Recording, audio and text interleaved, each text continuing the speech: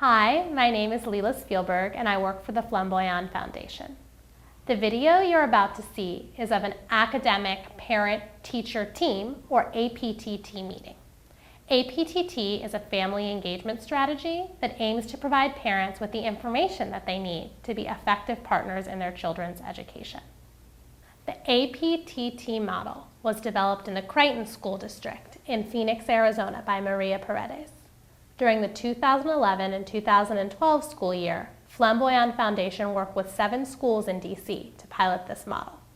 APTT meetings replaced traditional parent-teacher conferences with 3 75-minute group meetings and 1 30-minute individual conference. The video you're about to see is of a second APTT meeting in a 4th grade classroom at Stanton Elementary School. During this meeting, teachers and families will do 4 things together. First, there'll be a welcome and an icebreaker. During this time, parents and teachers will celebrate the growth that students have made since the first meeting, and parents will share strategies that they use to support learning at home with teachers and with each other. Second, foundational skills and data. Teachers share with families the most important skills that students need to master in that grade level, and parents review information about how the whole class is doing on those skills as well as their individual child's progress. Third, home learning activities. The teacher shares activities that families can do with their child to increase their performance on these skills at home, and families and teachers practice these activities together. The last portion of the meeting is goal setting. With support from the teachers, parents set a goal for their individual child's progress between now and the next meeting, and commit to steps that they will take to help their children reach those goals. Our hope is that families leave these meetings with the information and tools that they need to make sure their child is successful in school. Now let's take a look at the clip and see what you think. My job as a man, as a parent, as a father, is to educate my baby girl, my youngest daughter, and grandchild to prepare them for life. The reason why I came is I do believe that a parent should be involved in their kids' education. And if the teachers take the time to plan, if the staff take the time to actually plan, like a session like we had today here, then we should at least go ahead and give enough respect to show up. So we had a lot of success with APTT1, right? A lot of students with sight words and multiplication facts, we went from like around 50% to like over 90%, right? And we couldn't have done that if you guys weren't like playing multiplication war, like making them write down their sight words every night. Like we couldn't have made that happen. If you could, as a table, just answer these 3 questions for me. What strategies do you use at home to make sure that your children are mastering the skills that you would like them to master, right? And just like last time when you came to the first APTT, we read all the charts and we take your considerations into account. So if you could just also let us know, what are some skills that you notice that your child is struggling with? Because we take these and read them, right? And it helps us with our instruction. What did you say you did with the money and the ice cream truck? That was such a good strategy. I gave her $10 and I told her that she needed how much. Thank you. So really quickly, we're just going to ask, and you can just, if you feel comfortable sharing some of the things that your group said, we're just going to popcorn out. Yes. Worked with the flashcards you gave us, and we also went over the list of words that you gave us. How many other people did that? So that's a good best practice, right? To study the words over and over. Does anybody else have something else that they want to add that they thought was really good? Because I see a lot of things written on this paper. The mathematics song. Right, the multiple songs? Yes. Yeah.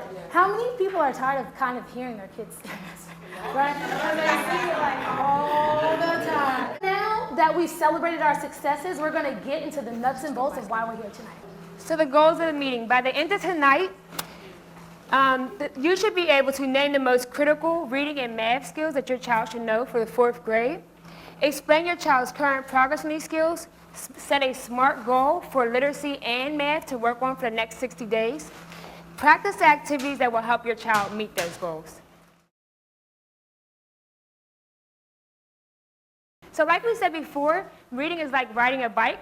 you have to take small steps to be able to be smooth sailing on your own. So our first step was sight words, because a lot of the students were getting stuck on words. And when they were getting stuck on words, they couldn't read the sentence, which was affecting their fluency. So now that we've mastered the sight words, we're moving on to fluency. And fluency is your ability to read with speed and accuracy. So today we're going to be working on fluency. Our class average is 69 and our class goal is 105, and we'll talk about that more when we look at the graph. So here's our class graph. We administer a fluency assessment called DIBELS, and what happens is we have a passage, I have a passage, and the student has a passage. The student will read the passage for a minute. Every word they miscue or they skip or omit, I mark as wrong. We all read the passage on a 4th grade reading level, so you'll see your child's number at the bottom, and everything's on a 4th grade reading level. Here's our class average, was around 69. Here's our class goal, which is 105. The reason why some of them are lower is because everybody took this on a 4th grade reading level. And as you know, all the students are not reading on a 4th grade reading level. Some students are reading on 3rd grade or 2nd grade, but they still had to take the test on a 4th grade reading level, so that may have affected their score or how many words they read accurately for that minute. But the class goal is for everybody to be reading on a 4th grade reading level by the end of the school year and reading 105 words per minute correctly in the next 60 days. Yes, it is a lot of work. I heard Mr. Best over here making a noise like, whoa. Yes, it's a lot of work, but that's why we're here tonight. I believe, Ms. Bryant believes, our student believes that we can all do it. If you can open up your folders. On your right-hand side where it says literacy, you should see the class. Can I see yours, Mr. Best? Thank you. You'll see your class graph. There's a front and a back. If you look on the back of the folder, you'll see your child's number. And if you came the first APTT, it's the same number. So then your child's number corresponds to the graph. And if you look at your child's number and go up, you'll see the number of words correctly your child has scored on the graph in comparison to our class. So I'm going to give you about 2 minutes to take a look at your child. Your child's number, so you'll know what number they're supposed to be. She has to try. We'll talk about that later. She can do it. We don't have enough. Okay, we're going to move on to the actual activity. And the activity is actually the assessment that I use to assess the students. And it's called DIBELS. So I'm going to show you guys how to do it. Then we're going to do one together. And then you guys are going to practice on each other. So let me explain to you how DIBELS works. The student gets a copy. I have a copy. When the child says the first word, I start the timer. The timer is 1 minute. And I'm giving, everybody will be taking home a sand timer, which is 1 minute. They read. As they read, if there's a miscue, they say a word wrong, or they just omit the whole word, then I just check it or I circle it, something that indicates, that lets me know that they missed that word. When the timer goes off at the end of the minute, I stop and I mark off the last word they stopped at. Then I will count all the words, and then I'll subtract how many they got wrong. So that final number you get is the number they read correctly per minute. So then you're going to practice the same text. You're going to practice the same skill the entire week. But you have colored pencils in your folder, and you're going to use a different colored pencil to mark the miscues each day. So if I use a red pencil today, tomorrow I'll use a yellow. As I read along, I didn't know it was a mistake or not, because I'm not used to them reading to me what they usually read and explain it to me. Okay. So on this questionnaire, as far as asking them questions, they all kind of like combined, because you have parents similar to me that, you know, they are words that they can't pronounce themselves. In your folder, there are enough sheets for 12 weeks. So if there's a word you may think that it's pronounced one way, but your child is saying it another way, give me a call. I know most of you have my number. Mark that spot, and I'll call you. Don't feel embarrassed. It's not a problem. Now you're going to be a student, somebody's going to be a parent, and then we're going to switch. We're going to practice like that.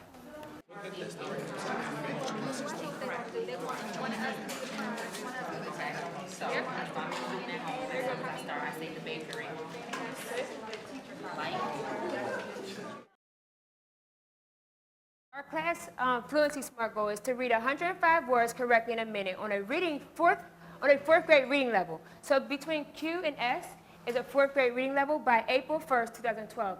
So I have a question for you all. If your child is reading 9 words correctly per minute, is it realistic to set their goal at 105 words? No. So that's one thing that we need to be mindful of when we take a look at our children's current scores and our goal. So just keep that in mind, and we'll be walking around to help you out. You have your goal sheet. It looks similar to the one we had last time, but this time it has lines, so we can write the SMART goal. So she's right around the class average, and our goal is 105. But she's reading on a 4th grade reading level, so she has 4th grade materials in here. So some people have different materials in here. So we just practice on a 4th grade level, but some people might have like a 3rd grade or a 5th grade.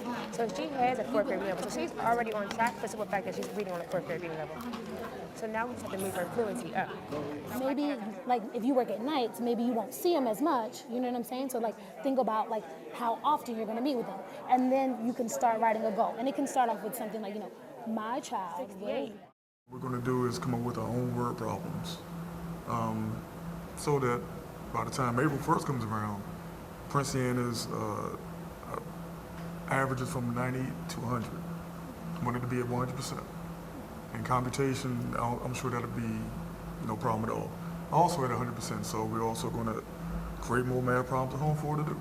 So on the English side or the reading side, more book reading, which both of them can read very well, Prince Sienna and Ajane. But like we was instructed, and it made sense, since they already are very proficient readers. What we need to do is to go ahead and get them reading with more expression, more emotion. So that's the next level, that's the next step.